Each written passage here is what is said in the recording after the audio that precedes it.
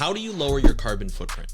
That's probably one of the questions that a lot of people have, but don't really look at. There's a lot of calculators out there. Some work well, some don't. But we always try and figure out like where our measurement is from an estimation point of view, and then how can we actually lower our carbon footprint, right? Because once you know where you're at, you can find ways to actually lower it through food purchases or clothing purchases or travel or lack of travel and so forth. And maybe the things you drive or your heating bill or the way you heat your home or cool your home. There's a lot of different ways, but sometimes it helps to have a bit of that guide. So today what we're going to be going over is finding ways to lower your carbon footprint. Forbes put out a great article on how to reduce your carbon footprint, and we're going to talk about some of the things that have been added to there. That's on this episode of the How to Protect the Ocean podcast. Let's start the show. Hey everybody, welcome back to another exciting episode of the How to Protect the Ocean podcast. I'm your host, Andrew Lewin, and this is the podcast where you find out what's happening with the ocean, how you can speak up for the ocean, and what you can do to live for a better ocean by taking action. And the first action you're taking is by tuning into this episode and this podcast. And whether you're on the YouTube channel or you're on our website, speakupforblue.com, or you get information to your inbox from our site, if you go to speakupforblue.com/newsletter and sign up through your email for free, and I protect your email, I don't sell it, and you get, ocean news, all our latest podcasts, all our latest videos. You get access to 3 news articles every day, Monday to Friday, and of course 3 different types of job advertisements if you want to dedicate more time to the ocean. But on today's episode, we're going to be talking something differently. I haven't done this in a little bit. We're going to be talking about lowering your carbon footprint. And this is something that I always find interesting because over the last number of years, previously, like 10, 20 years ago, there was a big focus on lowering your carbon footprint. Each individual should lower the carbon footprint. Then it kind of got out being like, why do we put the onus just on individual people? The governments should be helping us lower the footprint by putting regulations in terms of, fossil fuel cap and usage, oil and gas development, which all is encompassed, coal and things like that, and going more toward renewable energy. That would have a bigger impact from a national and international level. So international deals were created, some were destroyed, and some were created again. And we've started to see that evolution. We started to see more and more countries work towards that, but it really depends on which party of that country is in power for that government. For instance, the Trump administration that just won their election last week is going to be coming in January, and they are going to be taking apart a lot of the climate change policies. So they've said that has been put up by the previous administration, the Biden administration. And we're going to see a lot more development of oil and gas and fossil fuels than we saw previously to this administration that the U.S. has now. And the same thing in Canada, the Liberal government's in power right now. They're trying to do as much as they can, maybe not as much as they can, but they are thinking they're doing as much as they can to lower climate change greenhouse gas emissions. But the new government that could be coming in, if they're led by conservatives, which it looks like it's skewing towards that way, then with an election coming up next year in 2025, that could be more of taking away policies like the carbon tax, taking away other policies for climate change and reducing climate change, and putting in more policies to develop the tar sands, which is very dirty gas that is made from Canada. And we're going to see a lot more on, just degrading the environment. That's just, for some reason, that's the Conservative Party at this point, in my opinion, and from historical records. Regardless, people have to deal with the governments that have been elected in a democracy, right? Whether we agree with the government's policies or not, they're put in place because people wanted them. The majority of people wanted them in place. And so now is time to really start focusing on your individual footprint and how you can reduce that over time. Don't necessarily rely on some governments to be able to help you with that, whether it's through incentive programs like money back programs or anything like that, or rebates. But the time now is to really focus on what you can talk about and what you can do on an individual basis. Obviously it's not going to help in the overall schemes, but it can help you feel better about yourself to say, hey, you know what? I'm actually thinking more sustainably. I'm thinking more about the planet, and that's making me feel better from a mental health perspective because I know it helps me. So the first thing to do is to figure out what your carbon footprint is today. Don't judge yourself too much. try to figure it out. There's a great tool for the Nature Conservancy. I'll link to it in the article. I'll link to the article that has it in there. I've tried to use it. Just full disclosure, I'm having trouble getting past the first part.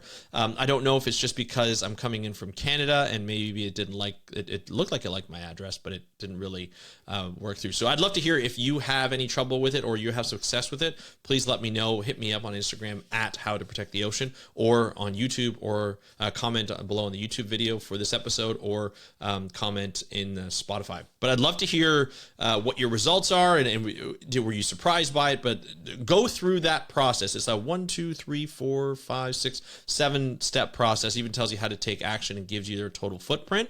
Asks you, like, the first page asks you, like, how many people in your household, what's your approximate annual gross income, household income, and so forth. So it's kind of a really interesting. You might need to look up some information on your bills and things like that. But I think it goes to home and travel and food and shopping and all that kind of stuff. So it's kind of a cool thing. So that's the first thing. Like, get what you have and understand where you are in your carbon footprint. The other thing to look at, according to this Forbes article that talked to sustainability leaders, they talked about buying vegetables instead of beef. So when it comes to making more eco-friendly choices, shopping choices, experts generally advise buying local or artisanal products rather than mass-produced food and fast fashion. So the first thing, let's talk about the food.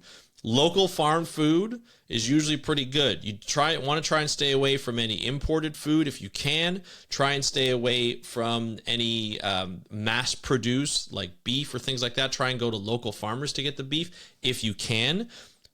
I know groceries are expensive, so I'm not expecting everybody to go bankrupt overdoing it. Sometimes I can't buy, the perfect type of meat or vegetable because it's just too expensive, trying to find where it is, or it becomes almost impossible to get on a regular basis. So do what you can in making doing that research. Talk to local farmers, talk to maybe some farmers markets, and find out where you can get. It's the best is to start up for your local farmers market and see where that goes. But livestock are the major source of a major source of methane emissions and a powerful greenhouse gas, many times more potent than carbon dioxide. So shifts from meat to more plant-based proteins in your diet could reduce food footprint by 50 to 80%. That are far greater effective in simply choosing locally sourced beef. So if you can go more towards that, vegetable-based diet, it's also better for you in a lot of ways. You can still have some protein, some meat, some seafood, and so forth. Just be careful where you get it from. And I think that's really important. But locally raised beef are more sustainable choices than factory farmed, of course. Same with chicken. With your fish, obviously wild is probably better. But even some aquacultured sources can be good. But do your research in trying to find that. Then the other one was talking about fast fashion versus, sort of wear wool. So wear wool instead of fast fashion with synthetic fibers. So stay away from clothes with synthetic fibers, which is very difficult because most clothes are synthetic fibers and most fashion is fast fashion. I am a father of 2 girls. The shopping is happening in this household, and a lot of the times it's frustrating because the items they buy, you can tell are from fast fashion. They're very, very cheap, which makes it really nice as a family of 4 in today's economy to be able to buy clothes for my kids to be able to wear, something that they like. But it's also, is it the best for the environment? Can we lower our footprint just with where these clothes are coming from? Is it better to buy less, that it's more expensive, but it'll last longer? Staying away from synthetic fibers is great. Staying away from fast fashion brands, which is awesome. There's a recent article that was shown. Zara's, a fast fashion company, has been using upsell of reused denim, but it's actually new denim, and so they're trying to use that the upcycle, and it's greenwashed, but not in a good, like, it's just greenwashing, which your company does not want to be associated with. Nobody wants to be associated with that. So you have to be careful when you start to see these words like upcycled or recycled. Are they actually recycled? Are they actually upcycled? The best thing to do that is cheaper, I always tell my kids too, if they want to buy their clothes, go to a thrift shop and buy thrift clothes, because at least it's better to reuse those clothes than it is to buy new ones in fast fashion. You can get them for just as cheap, maybe cheaper than the fast fashion brands. So that's always good. And the third way is to invest in sustainable business practices.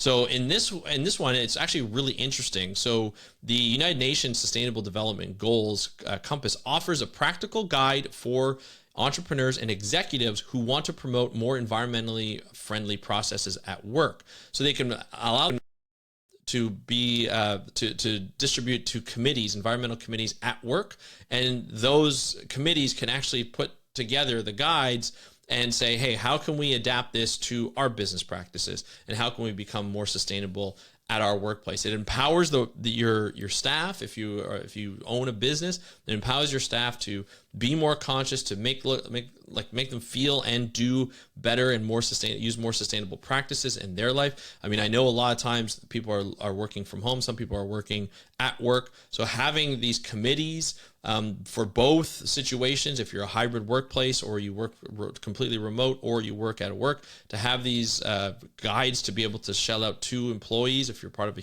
an HR or human resource department, would be great to have for your employees. Employees can lead the charge on disruptive change by advocating policies to reduce environmental impact and improve corporate transparency. At Scripps Health, an employee-led sustainability council brought forth improvements in operations across a variety of areas, including construction, energy, food, grounds, recycling, supply chain, transportation, and vendor partnerships. So another step could be swapping older incandescent light bulbs with Energy Star's sufficient or certified bulbs that can reduce power consumption and lighting fixture of a lighting fixture by 90%, according to the EPA. So there are some ways that could really help the business save money, and empower their employees to put these guides together for their workplace. So a quick and easy guide, 3 quick, easy steps. Stay away from, highly farmed or factory farm type of food. Get more local. Connect with your local farmers at your farmers markets. Usually every place has them, and you'll be able to, in North America anyway that I know, and you'll be able to connect more with, people who are creating your food. You get to know the people who are creating food instead of just buying it at a grocery store. So there are always farmers markets around. There's always places. Sometimes there's companies that create these ways of getting vegetables from different farmers locally, or meat sources from different farmers if you're looking to still eat meat. And then, of course, stay away from fast fashion brands. Go more wool.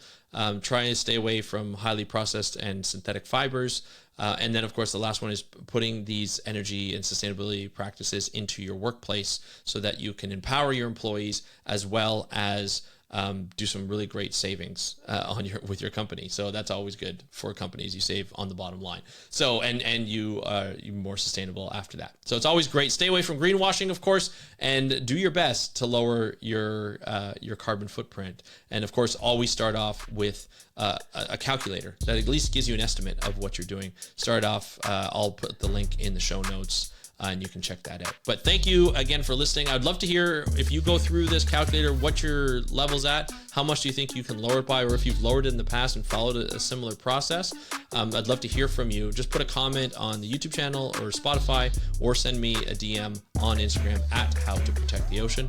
I'd love to hear from you. That's at How to Protect the Ocean. But thank you so much for joining me on today's episode of the How to Protect the Ocean podcast. I'm your host, Andrew Lewin. Have a great day. We'll talk to you next time, and happy conservation.